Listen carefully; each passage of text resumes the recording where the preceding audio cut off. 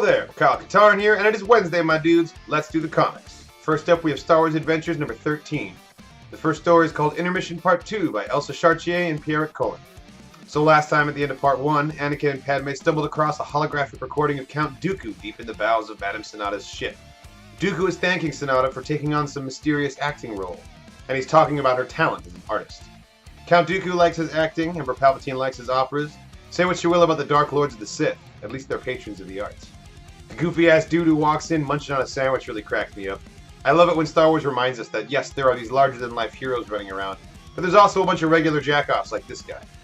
Turns out Sonata's mystery role is to impersonate Padme and push some separatist propaganda.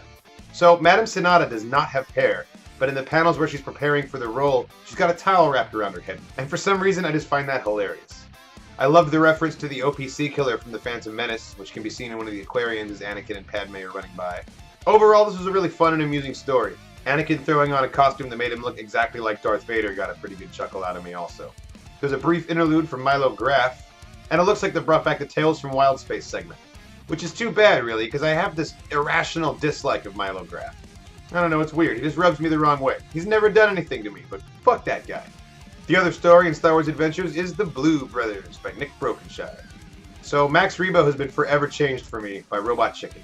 Some might say tainted, others may say enhanced, but I cannot read Max Rebo dialogue in any other voice than this. How much money play some gig with a horn guy dead and a single woman dead? Man!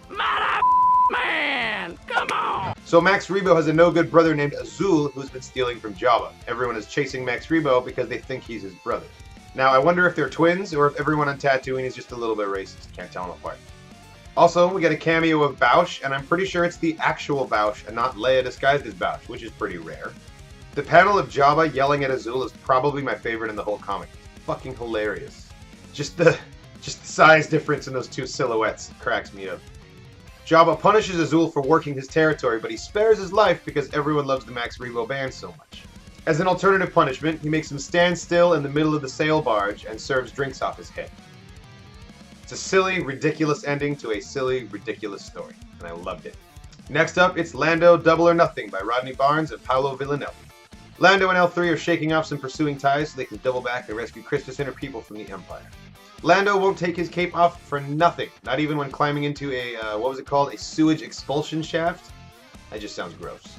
Lando manages to sneak into the droid factory, where Christus and her father are failing to rally the workers into a revolt. Lando agrees to try and inspire them and successfully rallies them to the cause. When shift change occurs and the factory guards are at a minimum, the revolution begins. The issue ends right before the fight starts, so we'll have to wait for the fifth and final issue to find out how the story ends. And finally, we have the Poe Dameron Annual number 2 by Jody Hauser and Andrea Broccardo. So, right out of the gate, I thought that Leia looked a bit off in the first panel, but the art gradually improves over the next few pages. We can tell from 3PO's red arm that this is set just prior to The Force Awakens, and I love that we finally get another reference to 3PO's droid spy network.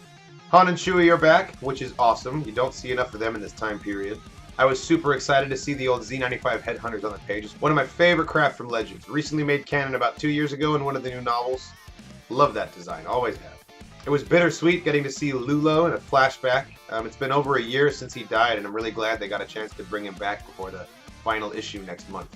If you're a nerd for ships like I am, the next panel is a big treat. We've got a V-Wing, a Z95 Headhunter, an ARC 170, and an Actis Interceptor. So badass. Black Squadron engages the target ship just as Han's plan goes south, as it usually does, and Mech launches her fighters with some pretty fresh designs with some badass 90s-tastic paint jobs. Yeah, I was really digging her fighters. I really liked the sequence of panels of Han figuring out that Leia was involved in the heist, and they didn't reveal until the end of the issue how it was that he figured it out. It turns out the box everyone's trying to steal contains the archive of the Great Library of Alderaan, one of the greatest collections of literature and knowledge in the galaxy. The data was smuggled off-world by concerned librarians who were worried about an Imperial invasion. Little did they know what was going to happen next. Overall, this was a really good story. I like that Han Solo helped Poe Dameron out without really showing himself, kind of alluding to the rift between Han and Leia in the time period set before The Force Awakens.